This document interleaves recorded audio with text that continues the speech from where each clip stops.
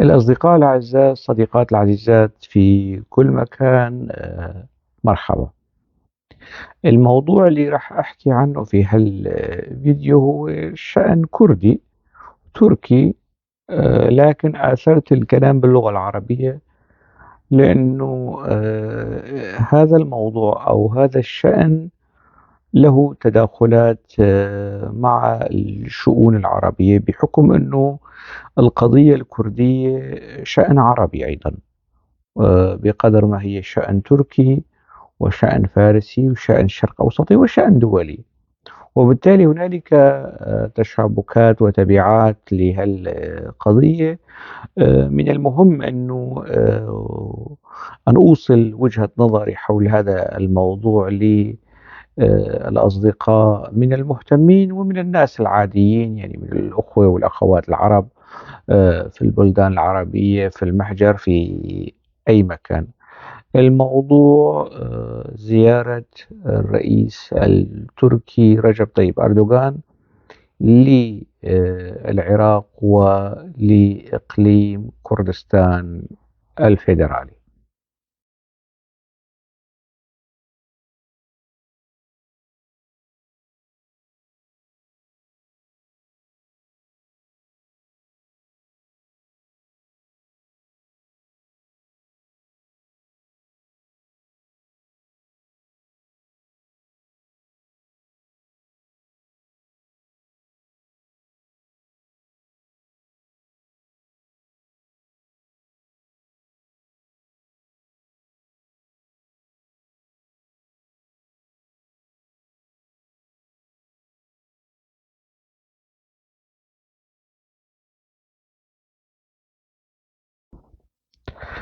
أهلا وسهلا ومرحبا بك أيها الرئيس التركي رجب طيب أردوغان في إسرائيل الثانية، أو كما كان يقال ويروج في الأوساط العربية وحتى في الأوساط التركية. لكن بعض العرب كانوا سباقين إلى هذا التوصيف قبل الأتراك.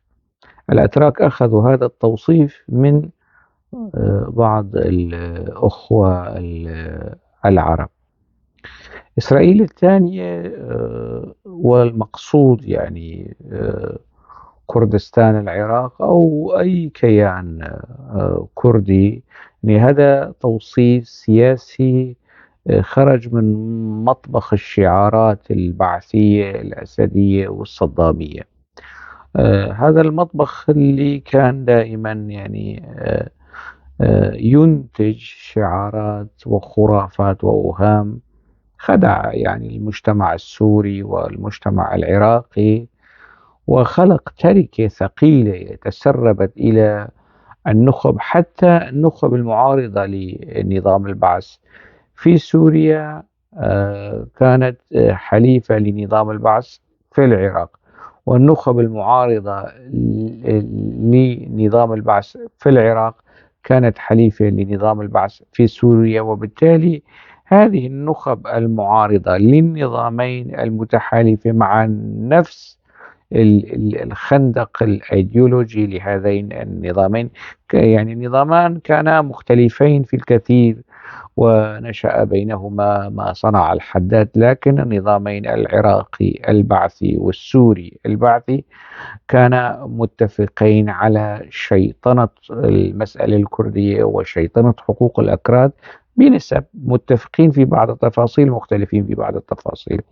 هلا نظام حافظ الأسد ما استخدم الكيماوي ضد الأكراد في سوريا، لكن استخدم ما أفظع من الكيماوي. يعني لم يعترف بوجود الأكراد نهائيا. نظام البعث في العراق اعترف بوجود الأكراد، لأنه الاعتراف بوجود الأكراد كان سابق على نظام البعث. يعني كان في فترة تأسيس الدولة العراقية مطلع يعني في العشرينات، وبعدين مجيء عبد الكريم قاسم ودستور العراقي وقت ذاك اعترف وأقر بوجود الأكراد. وبالتالي البعثيين الذين أطاحوا بعبد الكريم قاسم لم يكن في مقدورهم أو في استطاعتهم شطب الأكراد من التاريخ والجغرافيا العراقية. وبالتالي النظام البعثي في العراق اعترف بالأكراد وأبادهم. لكن النظام في سوريا لم يعترف بالأكراد نهائيا لكي يبيدهم. أصلا هم غير موجودين لحتى يتعرضوا لإبادة جينوسايد مثل ما صار بالعراق. المهم، هذا التوصيف إسرائيل الثانية هو يعني كما ذكرت خرج من المطبخ الشعارات البعثية كموقف رافض ومناهض لقيام أي كيان كردي، سواء يعني كان في الشرق الأوسط أو حتى يعني في المريخ أو فوق سطح القمر. هذا التوصيف الناقم والحاقد، يعني كما ذكرت لكم، يعني سرعان ما وجد لنفسه ألسنة مش بس بعثية، ناصرية، حتى شيوعية يسارية وإسلامية. يعني انتقل من المطبخ البعثي صناعة بعثية، لكن صار مشاع في الأوساط العربية. وهذه الألسنة بدأت تلوك وتردد هذه الخرافة، خرافة إسرائيل الثانية، حتى في البلدان العربية. ألسنة يسارية، ألسنة قومية، ألسنة إسلامية تردد هذا التوصيف البعثي السيء. يعني آه، في يعني وصارت هذه الألسنة العربية خارج سوريا والعراق تنظر إلى المسألة الكردية بعين بعثية، يعني بنفس العين التي ينظر إليها بعثيو العراق وبعثيو سوريا لحق تقرير المصير لدى الكرد. كان في الأوطان العربية، البلدان العربية الأخرى، هم أيضا من نفس المنظور البعثي بيطلعوا على الشأن هذا. وبالتالي جرى تشويه وتلويث ال الوعي العربي بنظرة رؤية شيطانية للمسألة الكردية وللحقوق الكردية وللمظلومية الكردية بشكل عام. يعني حتى يعني صار يعني هذه المظلومية مرفوضة في الأوساط.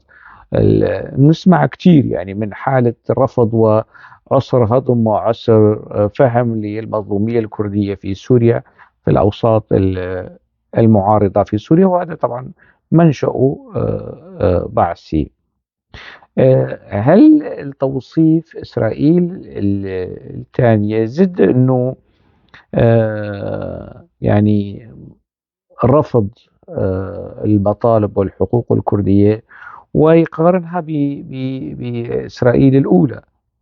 إسرائيل الأولى اللي الحركة الصهيونية جابت اليهود من كل أصقاع العالم، من الملل والنحل والعامل المشترك بين هو الدين، وساوي الدولة. لكن الوضع يختلف مع الأكراد. يعني الأكراد موجودين في هذه المنطقة في يعني قديمون قدم العرب، وإن لم يكن أقدم من العرب. يعني لأنه العرب أتوا إلى مناطق الأكراد بالفتح الإسلامي، قبل ما كانوا موجودين فيها. كان في شعوب، في آشوريين، نعم، في أكاديين، في بابليين، في أرمن، بس ما كان في العرب وافدين على هذه المنطقة بالامتداد الإسلامي والفتوحات الإسلامية. أيا يكن صاروا جزء من المنطقة. يعني 1400 سنة كافية لأنه أن يصبح العرب سكان أصلاء في العراق وفي سوريا وفي تركيا حتى، يعني وفي أي بلد كان. يعني 1400 سنة كافي أنه أن يجعل من العربي شخص أصيل في ألمانيا، مش بس في سوريا والعراق. بالمحصلة، يعني هل مسألة المقارنة إسرائيل الثانية على أساس أنه الأكراد خليط من الملل والنحل واجوا من يعني من الفضاء الخارجي على هذه المنطقة واحتلوا بلدان العرب، ويعني يودون أن يؤسسوا كيان جديد يشبه إسرائيل الأولى. طبعا هذا كان توصيف فيه غلو وفيه جهل وفيه يعني شيطنة، لكن صار برسم المشاع من التكرار. صار هيك يعني وكأنه حقيقة، لأنه أحيانا المعلومة الخاطئة أو الرأي الخاطئ أو الموقف الخاطئ مع التكرار وبالتقادم يتحول لدى الناس إلى حقيقة، يعني إلى الأسطورة إذا تكررت تصبح مع الإعلام المسيس، مع نظام سياسي، مع كل هذه الظروف والأدوات والوسائل تتحول إلى حقيقة. مثل ما الآن موجود أساطير عن حافظ الأسد، وأساطير عن صدام حسين، وأساطير عن عبد الله أوجلان، لأنه في آلة إعلامية تؤسطر هؤلاء، شخصيات، سلوك، أحزاب، وبالتالي مع التكرار تتحول هذه المفاهيم المغلوطة وهذه التوصيفات المشوهة إلى حقيقة. هذا من جهة. من جهة أخرى يعني يعني هل التوصيف المشوه لقى آذان صاغية وتسرب يعني إلى شركاء الكرد في المظلومية؟ يعني بعض الأوساط الفلسطينية أيضا صارت تتبنى مسألة إسرائيل الثانية، يعني وصاروا ينظرون إلى الحقوق الكردية بعين بعثية، حتى ولم يكونوا بعثيين يعني بهذا الخصوص. مين؟ البعض، مش كل الفلسطينيين، البعض مش كل العرب، البعض مش كل السوريين، البعض مش كل العراقيين. يعني أنا لا أعمم، يعني أنا دائما أحصر، لكن البعض من هنا والبعض من هنا والبعض من هنا. وهؤلاء البعض عندما يكونوا مؤثرين وفاعلين وضمن مؤسسات ثقافية ومؤسسات بحثية، يعني يتركون أثرا سلبيا وينجحون في قلب الباطل حقا والحق باطلا. يعني هذا أيضا يعني كان من المساوئ، يعني اللي صار، أو التركة البعثية. كما ذكرت أنه هذا المفهوم تسرب إلى خطابات المعارضة، أيضا معارضة النظام العراقي، معارضة النظام السوري، المعارضات للنظام الرسمي في سوريا والعراق وحتى في بعض البلدان كانت متأثرة بشكل أو بآخر بالخطاب البعثي العنصري الفاشي تجاه مش بس الأكراد، تجاه حتى الأقليات القومية الأخرى الموجودة في العالم العربي. وصاروا يعني البعض يستخدم تورية، يعني يأتي يعني أنا سمعت كثير من الأصدقاء العرب يقولون لا، نحن مع حقوق الأكراد ومع قيام الدولة الكردية، لكن تركيا ترفض. صاروا يعني في الظاهر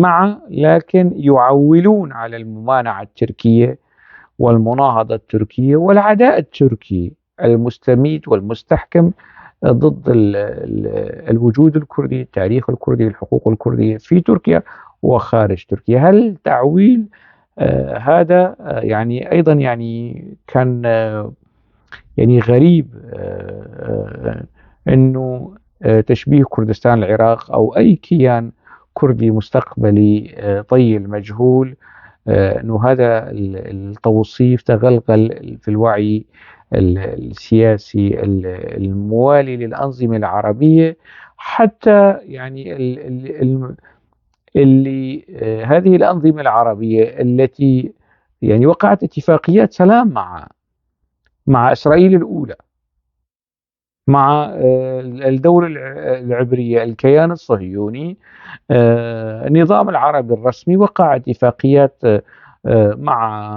مع هذا الكيان، مع هذه الدولة، وهالنخب أو البعض من هذه النخب تلتمس الأعذار لأنظمتها فيما يتعلق بعقد اتفاقيات سلام مع إسرائيل الأولى، لكن بقيت محافظة هذه النخب أو البعض منها على مناهضتها لإسرائيل الثانية، والمكايدة والعصبية القومية تجاه الحقوق الكردية على أنه هي إسرائيل الثانية. ما أنت تصالحت مع إسرائيل الأولى يا حضرة المثقف اللي يبرر لاتفاقيات سلام مع إسرائيل، فليش تجي تطلق توصيف إسرائيل الثانية على مثلا كيان كردي بقصد يعني اللعب على المشاعر والعواطف العربية وتهييج العاطفة العربية وشيطنة الكرد وحقوق ومطالب الكرد. هذا كان معروف بصراحة. وكما ذكرت يعني النظام الرسمي اللي اتفق سواء في مصر أو الأردن أو حتى الفلسطينيين أو في بلدان الخليج، البعض من النخب بقي يبرر لاتفاقيات السلام، لكن آه، لم يتخلى عن المنظور أو المنظار البعثي في رؤيته وتناوله للمسألة الكردية والقضية الكردية والمطالب الكردية، والتخلي عن خرافة إسرائيل الثانية. يعني هذا كان ولما يزل يعني ساري مفعول في ولو يعني بنسب أقل من السابق.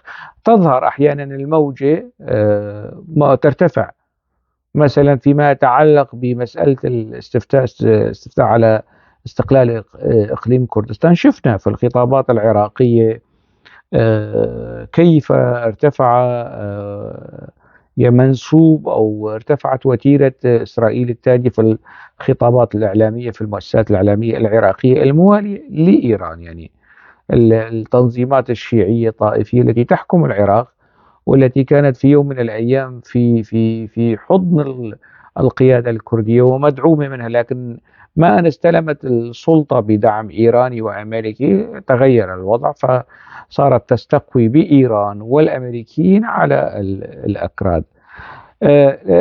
أكرر لئلا يفهم من كلامي هذا أنني أمارس التعميم، يعني أحاول قدر المستطاع أن أقول البعض وليس الكل، يعني أن جزء من النخب هنا وهناك نحى هذا المنحى البعثي ولما يزال ينحو هذا المنحى في تناوله، يعني لكن اسمحوا لي أن أصارحكم بشيء. يعني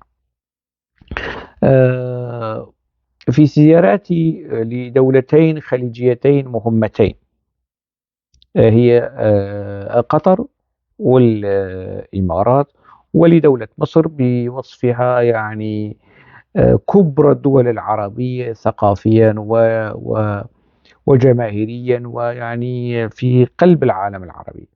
مصر وما تعنيه مصر من أهمية. في أثناء زياراتي لهذه البلدان يعني حضور معارض الكتب، نشاطات ثقافية، يعني بصراحة لم ألمس ذلك النفس العروبي المتشنج المتبعثن حيال المطالب الكردية والحقوق الكردية بنفس القدر الذي كان موجودا في العراق وسوريا أو حتى في لبنان والأردن أو حتى في فلسطين. يعني يبدو لي كلما ابتعدنا من قليلا يعني جنوبا، اتجهنا جنوبا بغداد والشام وتخف تلك الحمولة، يعني الخطاب البعثي أو الموروث البعثي يخف، وبالتالي يعني المواطن الخليجي المواطن القطري سواء استقلت كردستان أو لم تستقل يعني لن يعني له الشيء الكثير في هذا الخصوص. المواطن الخليجي نفس القصة، يعني إذا استقلت كردستان أو تحول إقليم كردستان إلى دولة لن ينهار برج خليفة، ولن يعني يتوقف ستجف آبار الغاز والبترول في قطر أو في عمان أو في ما في مقصدي من هذا الكلام المواطن الخليجي، حتى المثقف الخليجي بنسب كبيرة ما عنده هذا الرهاب والفوبيا الكردية. في البعض، وهؤلاء البعض أيضا بشكل أو بآخر يعني صاروا تحت تأثير العناصر الشامية والعناصر العراقية اللي بتشتغل في بلدان الخليج، في المؤسسات الإعلامية، في المؤسسات البعثية. هؤلاء أثروا سلبا وصدروا الرؤية المشوهة للمظلومية الكردية، للحقوق الكردية، للوجود الكردي، يعني عبر هذه المؤسسات البحثية، عبر وسائل الإعلام الخليجية. ويعني تأثر بشكل أو بآخر المواطن العربي أو المواطن الخليجي بهي الدعاية المناهضة للأكراد ضمن هذه المؤسسات. أيضا إذا التلوث أو التسمم في الوعي الخليجي حيال الموضوع الكردي أيضا كان سببه ومنشأه عناصر شامية أو عناصر عراقية موجودة في الإعلام وفي مراكز البحوث والدراسات، التي تنتج أو تؤثر أو تصنع الرأي العام أو المزاج العام في بلدان الخليج وفي في العالم العربي، حتى في مصر. يعني لم أجد ذلك النفس المتشنج. يعني المصريين إذا استقلت أو استقل إقليم كردستان لن يجفها ماء النيل، نهر النيل، أو لن تتزحزح أهرامات مصر، وأبو الهول يعني لن يغير اتجاهاته. وهل ما راح يصير شيء ما مقصدي أنه النخب المصرية الثقافية والسياسية حتى المعارضة أيضا، يعني في أغلبها في جلها ما عنده هذا الفوبيا والتصور البعثي للمسألة الكردية. بالعكس تماما، بيحبوا الأكراد، بيفتخروا الأكراد بالأكراد، بيعتبروا الأكراد جزء من المكون المصري. في يوم من الأيام الأكراد على زمن الأيوبيين كانوا بيحكموا مصر، يعني بحسناتهم بسيئاتهم بمساوئهم. صلاح الدين له ما له وعليه ما عليه في كل الأحوال. يعني إذا كان صلاح الدين شو اسمه الكاتب المصري يوسف زيدان مو عاجبه، فيعني الفاطميين ايضا لم يكونوا ملائكه، ما لم مش بس هيك، اسره محمد علي ايضا وما قبل الفاطميين ايضا يعني اللي حكموا مصر لم يكونوا بتلك الملائكيه التي يمكن ان نقارن بها صلاح الدين ونظهر انه والله صلاح الدين شيطان رجيم، و بدر الدين الجمالي الوزير الفاطمي هو يعني ملاك من الله، أو يعني من هالقصص. المهم لم أجد لدى المصريين هي الممانعة في هذا الخصوص، هل التصور هذا. وبالتالي العناصر الشامية موجودة، يعني ومعروفة، سواء فلسطينيين، سوريين، لبنانيين، أردنيين، في وسائل الإعلام الخليجية، كويتية، قطرية، عمانية، إماراتية. والعناصر العراقية هذه العناصر بشكل أو بآخر تسممت بالموروث البعثي وبالتصور البعثي، ونقلت هذا التصور إلى في المؤسسات الإعلامية والبحثية اللي بيشتغلوا فيها. وصار يعني مع التكرار والتقادم يعني الأمور المغلوطة والتصورات المشوهة المغلوطة عن الواقع الكردي صارت يعني حقائق. حقائق، لأنه يعني وهم أو أكذوبة تتكرر في مؤسسات إعلامية وفي المراكز البحثية، خلاص يعني صعب. يعني من أنا حتى أستطيع أن أغير وجهة النظر اللي اشتغلت عليها مؤسسات بحثية طيلة عقود في هذا الخصوص. يعني أنا مقصدي أن أشير إلى الموضوع أنه السعودي المثقف السعودي إذا شاف كردستان استقلت سواء في تركيا أو في العراق أو في سوريا، يعني الكعبة لن تنهار. المسلمين أو حتى المسلمين الأكراد ما راح يغيروا قبلتهم أثناء الصلاة يعني. والكرد في غالبيتهم مسلمون وهم سنة يعني. وبالتالي ما في هالمشكل العويص لدى المواطن الخليجي فيما يتعلق بالمسألة الكردية، لكن هنالك حالة من الرهاب أو القلق أو الحذر مردها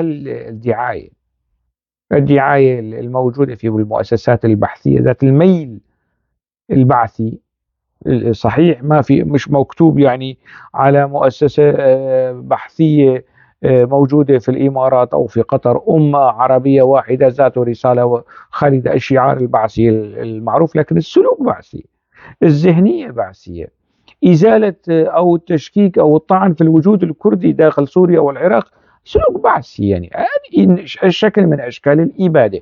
فبيجيبوا باحثين ومنظرين وكتاب وكذا، يلا هاي الفكرة واشتغلوا، ساووا بحوث ودراسات لتخدم هذه النتيجة، يعني نتيجة مسبوقة تسبق البحوث والدراسات فيما يتعلق بالطعن في الوجود، لأنه أنت لكي تطعن في الراهن الكردي وفي المظلومية الكردية وفي الحقوق الكردية ينبغي أن تطعن في تاريخ هذا الشعب.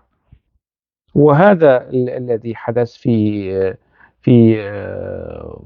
في الكثير من المراكز الإعلامية ومراكز البحوث والدراسات في العالم العربي ذات الميل القومي، ذات المزاج البعثي، وفي هذا الخصوص يعني.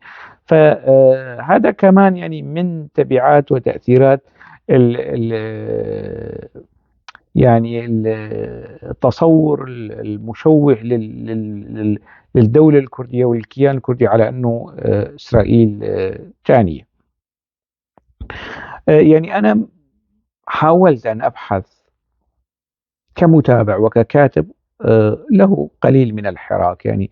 هو راح يشوفوا يعني الأصدقاء في هذه المراكز البحثية وفي الإعلام راح يشوفوا هذا الفيديو بشكل أو بآخر. أنا ما شفت بصراحة يعني، أنا أتمنى أن يخدموني يعني. المركز العربي للبحوث والدراسات اللي مركزه قطر أو مركز مسبار في الإمارات أو المراكز البحوث والدراسات الاستراتيجية، أتمنى أن يدلوني على بحث واحد أو دراسة واحدة تقول تنظر إلى أهمية من الافتراض، يعني من جانب الافتراض أهمية وجود دولة كردية لخدمة المصالح العربية، ولو من باب الافتراض انه يكون واحد بحث شخص يحاول ان يقدم بحثا او المركز يكلف مجموعه من الباحثين انه يشتغلوا حول هالموضوع بما يعني يختلف التصور السائد عن القضيه الكرديه. انا ما شفت هذا الموضوع. البحوث يا ريت اذا في تخدموني وتدلوني على البحوث والدراسات التي لا يهوشنك أنت يعني تتجنى. في بحوث ودراسات صدرت تتحدث وتتناول أهمية وجود دولة كردية في خدمة المصالح العربية. يعني العرب وبلدان الخليج دعموا صدام حسين كذا سنة، عقد من الزمن ضد إيران. ما في تصور أنه طيب ليش لخدمة المصالح القومية العربية في منطقة الخليج ما ندعم مثلا قيام دولة كردية في كردستان؟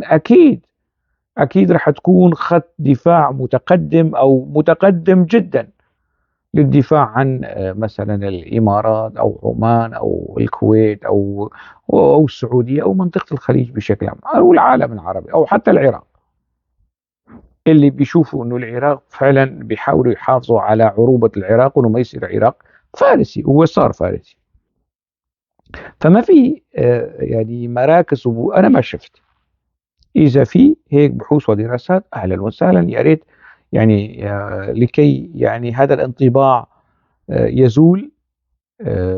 هو سببه او مرده وجود وبحوث ودراسات استراتيجية مهمة صدرت عن هذه المراكز تتناول أهمية انه ما في كردستان، خلونا نساوي كردستان، خلونا نساوي إسرائيل تانية بين مزدوجين أو بين ضفرين في خدمة المصالح العربية، لأنه الأكراد تاريخيا كانوا يعني أقرب إلى العرب منهم إلى الفرس، رغم يعني العرق الواحد اللي بيجمع الكرد والفرس، العرق الآري. الأكراد كانوا أقرب للعرب من الترك، لكن الواقع ليش؟ مين اللي بعد؟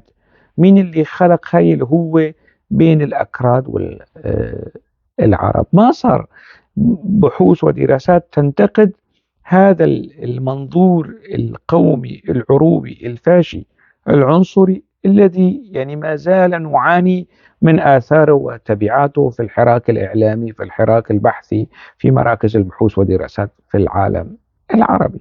أنا ما شفت، إذا في يا ريت يعني الأصدقاء الأعزاء يدلوني يعني في هذا الخصوص.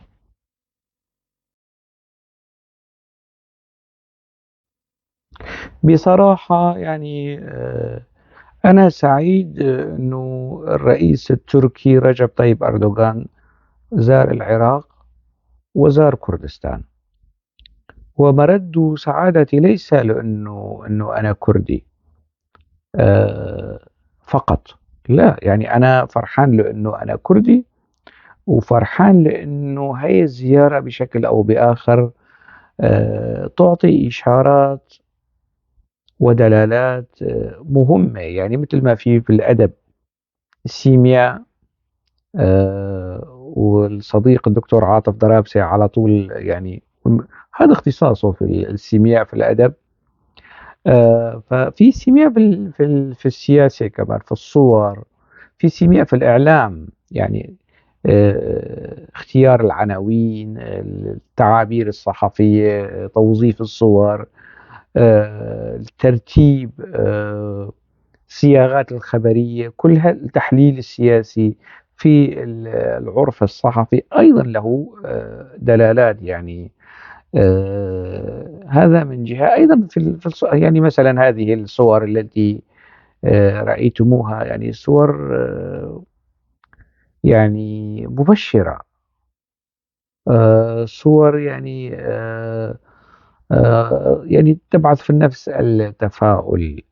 أنا من الناس المتفائلين بهذا الموضوع، وأتمنى يعني أن يبتنى على هذه الزيارة الكثير من الأمور التي تخدم السلم والاستقرار والأمان والأمن في المنطقة، في تركيا، في كردستان العراق، في العراق.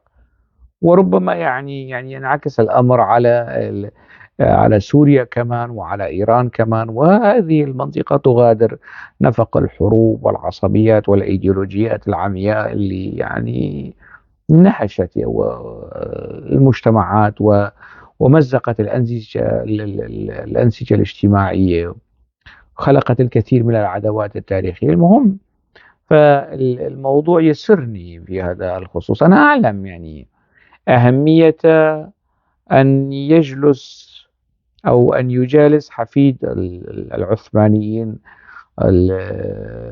حفيد أتاتورك أو السلاطين العثمانيين. المهم أن يجالس حفيد الزعيم الكردي، الزعيم التاريخي الملا مصطفى البرزاني رحمة الله عليه.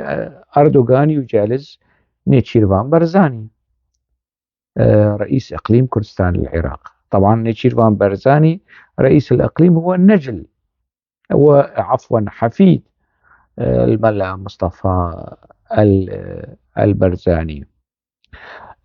أنا وتحت صورة الملا مصطفى برزاني، شفتوا أنتم الصورة، وإلى جوار العلم الكردي والعلم التركي والعلم العراقي.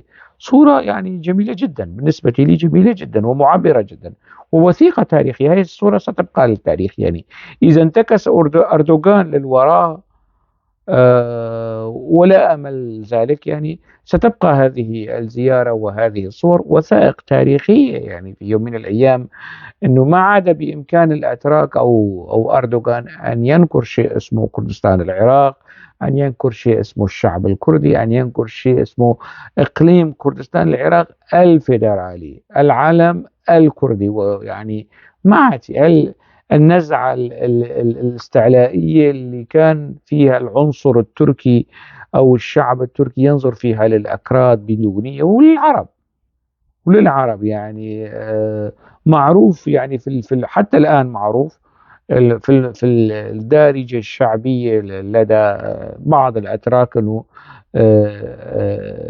عرب خاين ملت، عرب جرب. هاي موجودة يعني في الأوساط التركية العنصرية يعني الشعبية العنصرية. هاي مش من فراغ. هاي النظرة الاستعلائية اللي يعني أعتقد أنه يفترض أنه تغيرت. هل الصورة تقول أو هي الزيارة تقول أنه تركيا تغيرت 100%؟ لا. هل صارت تركيا ديمقراطية؟ لا. لكن هنالك مساعي تغيير، مساعي تغيير ينبغي أن نرحب بها كأكراد، كسوريين،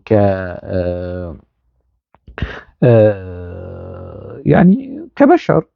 انه اذا صار في تقارب ما بين شعبين او دولتين او مجتمعين او كذا يعني يصار الى الترحيب بالامر والتعويل والتشجيع الطرفين على تجاوز صفحات الماضي والعداوات والصراعات، وهاللقاء هو هذا التقارب أن يبتنى عليه ما هو في خدمة الشعبين الكردي والتركي والشعب العراقي وشعوب المنطقة.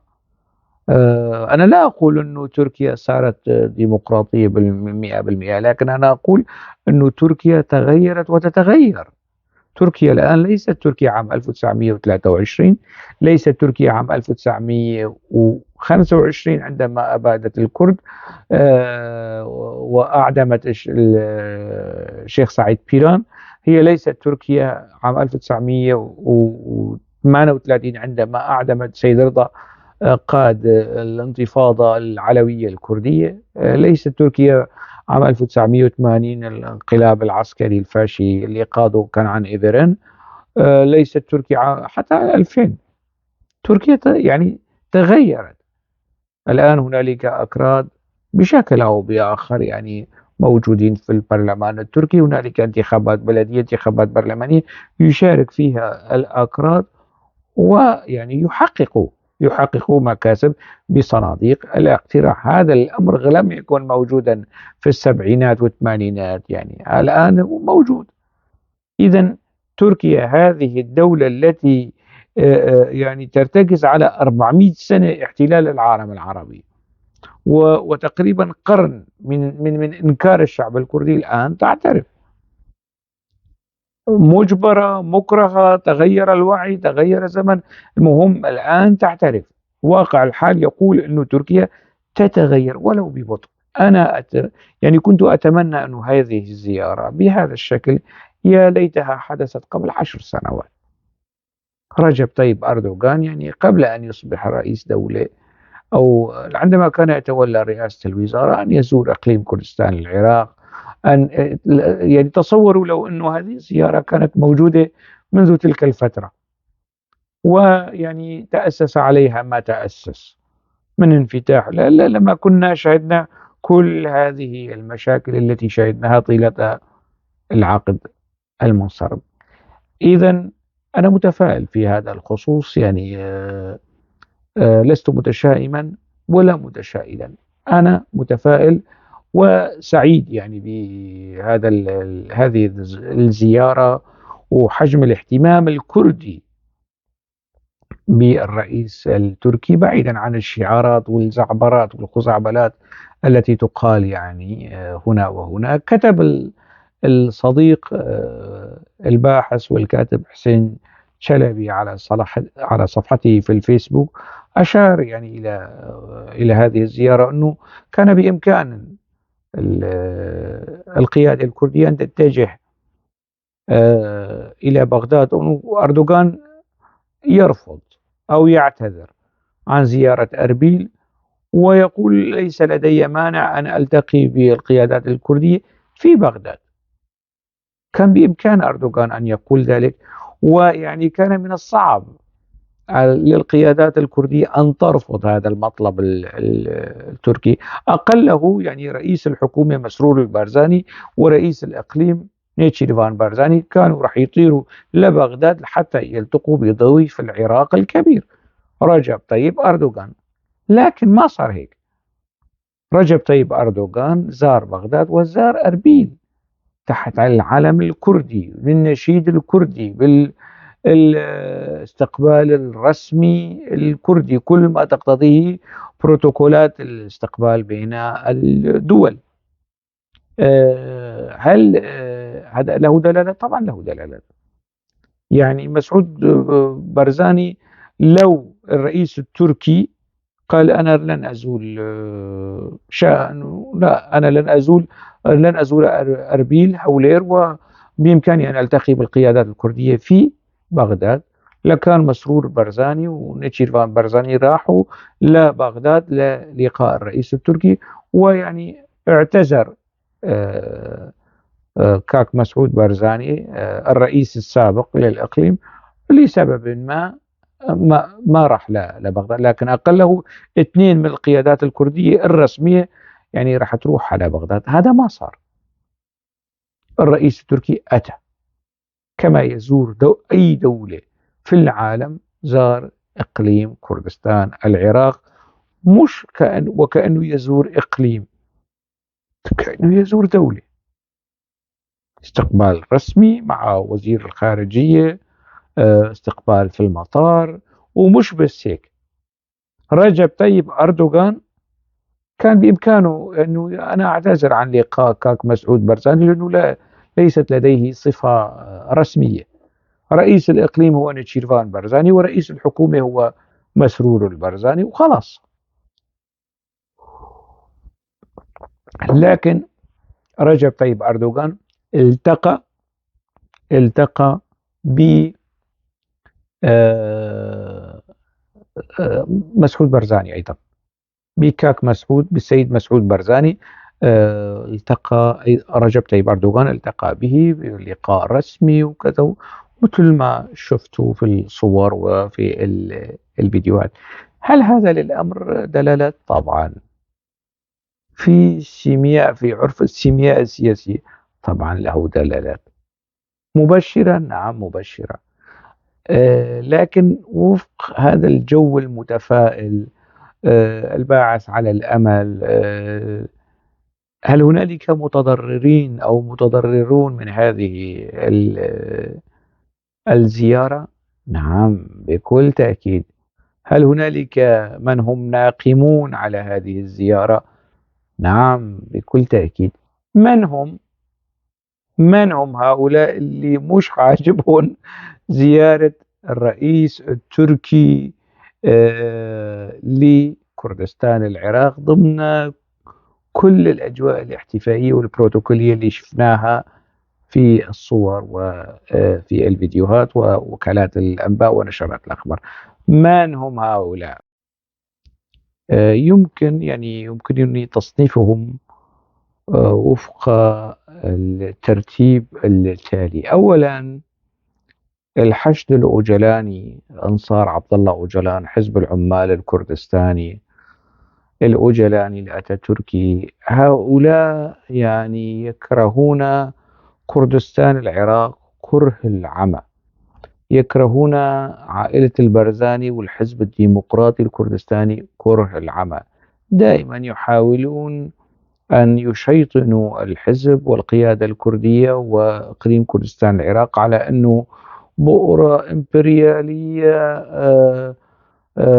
صهيونية توسعية، حتى مفهوم أو توصيف إسرائيل الثانية زعيم العمال الكردستاني وإعلام العمال الكردستاني في التسعينات وحتى قبل فترة يعني كان يشير إلى المسألة على أنه كردستان العراقية إسرائيل الثانية. كان في حالة من التناغم أو الموروث البعثي المتسرب لخطاب حزب العمال الكردستاني. هؤلاء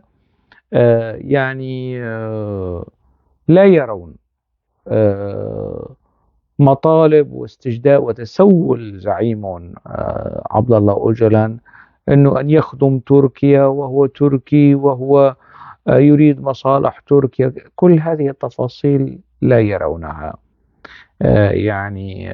لكن إذا صارت أو تطورت العلاقات بين تركيا وإقليم كردستان العراق، ينظرون إلى هل التطور هذا بعين الطعن والتشكيك والشبهة والشيطنة، وعلى أنه المستهدف هو حزب العمال الكردستاني. هلا قد يقول قائل ربما ضمن هذه اللقاءات يكون يعني بند حزب العمال الكردستاني على الطاولة، وسيكون، وربما يعني تنشأ معارك في الصيف المقبل، يعني وفق الاتفاقيات الأمنية والعسكرية اللي وقعها رجب طيب أردوغان مع المسؤولين العراقيين. لكن دائما الحشد الأوجلاني وأنصار عبد الله أوجلان وهم موجودون، يعني حتى موجودين في الإعلام العربي الإعلام الخليجي،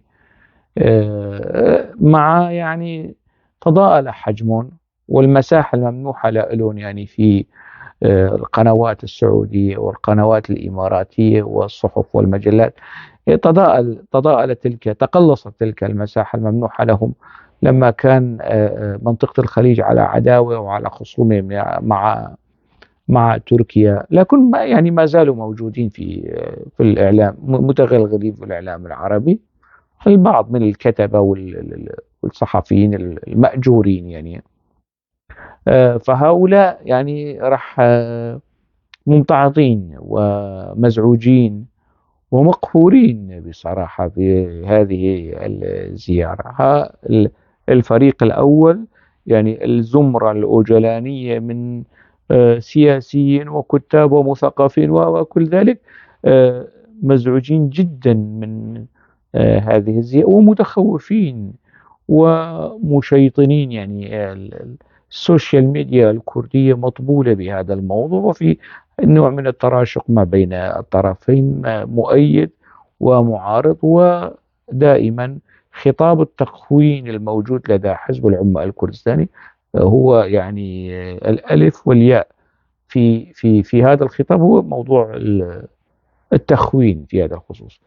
القسم الثاني اللي المتضرر والناقم والحاقد على هالزيارة هو حليف أردوغان نفسه، يعني حزب الحركة القومية المتطرف الفاشي اللي هو اختصار MHP، مهابة، هالك، مليتشي هالك بارتيسي، يعني حزب الحركة القومية مليتشي حركات بارتيسي مهابة أو MHP.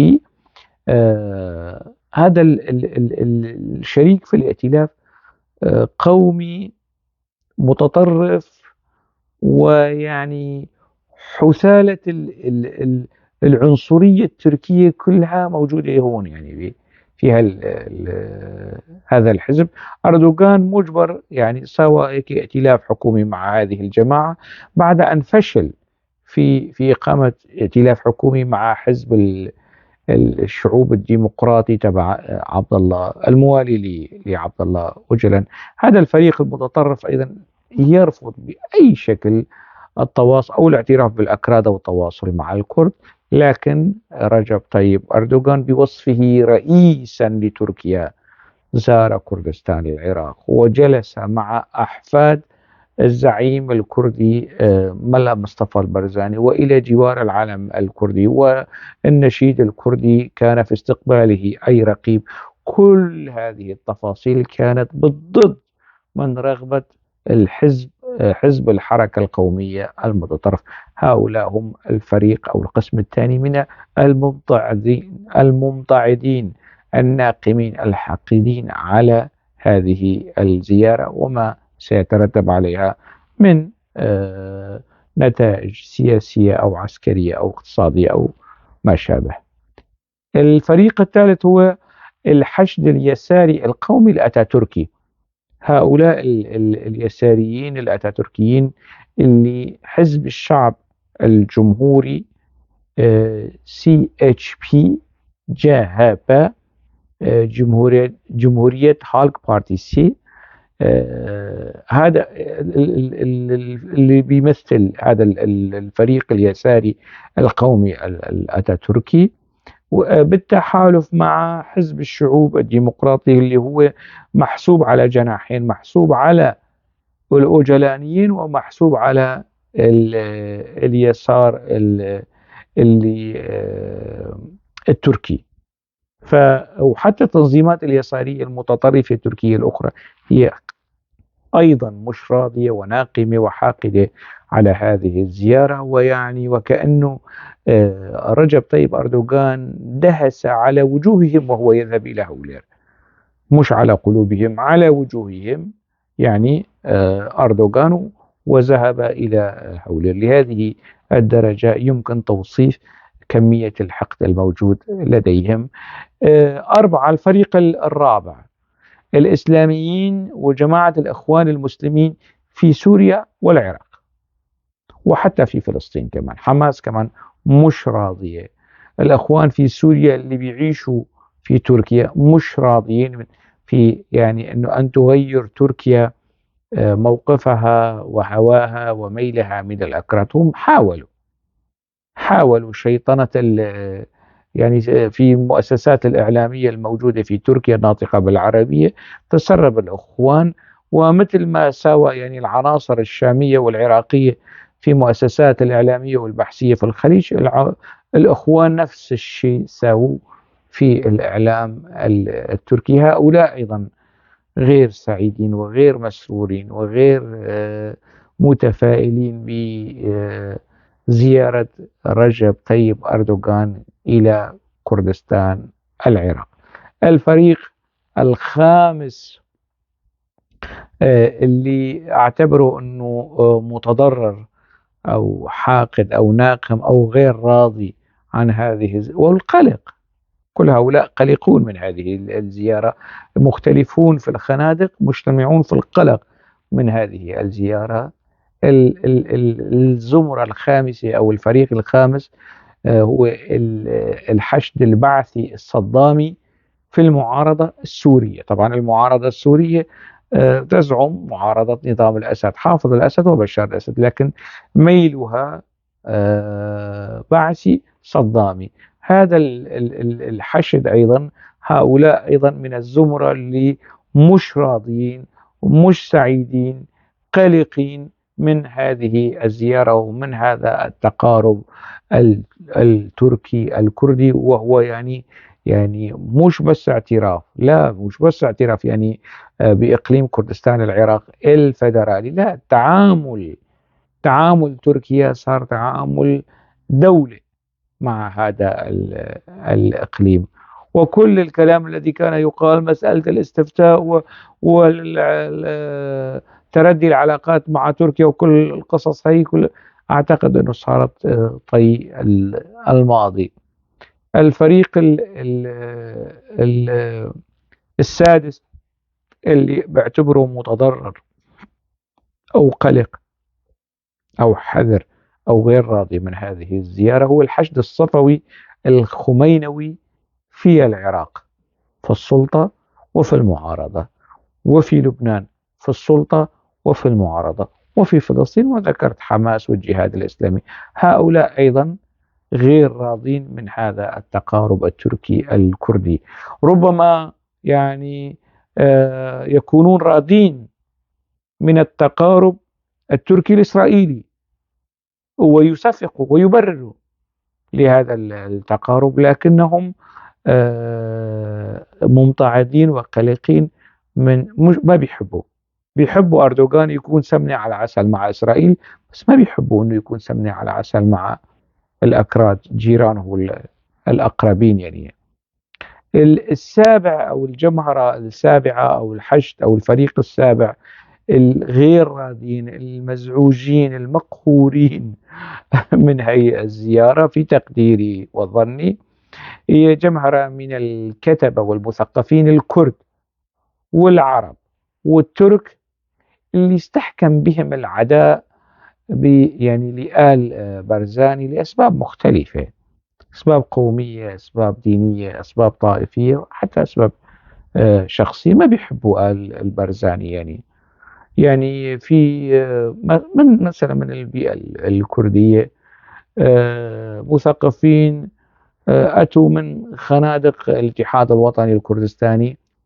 يقدمون أنفسهم على أنهم مستقلين، لكن ورثوا العداء لعائلة البرزاني من جلال طالباني وإبراهيم أحمد. يعني حتى هو هم خارج الوسط السياسي الحزبي في الاتحاد الوطني الكردستاني بقوا محافظين على الكراهية والبغضاء والضغينة لآل برزاني.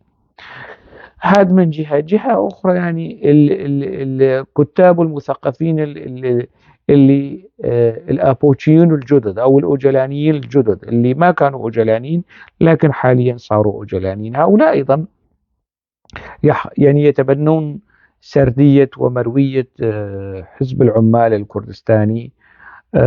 منهم مختلفون يعني متنوعون يعني لكن متفقون في هالموضوع، ويحملون يعني آل البرزاني كل المشاكل الكردية، مشكلة شنغال، داعش، الإبادة الإيزيدية، كل هذه التفاصيل يحملونها لآل البرزاني. يعني في هنالك وحدة حال في هذا الخصوص، وهم مثقفون، لهم قراءهم ولهم حضورهم ولهم يعني من يستمع لهم يعني في هذا الخصوص. هذا الفريق من المثقفين الكرد والعرب والترك اللي بيطيقوا العمى وما بيطيقوا آل برزاني، هؤلاء أيضا يعني ما كانوا سعيدين البتة كما يقال بالعربية الفصحى.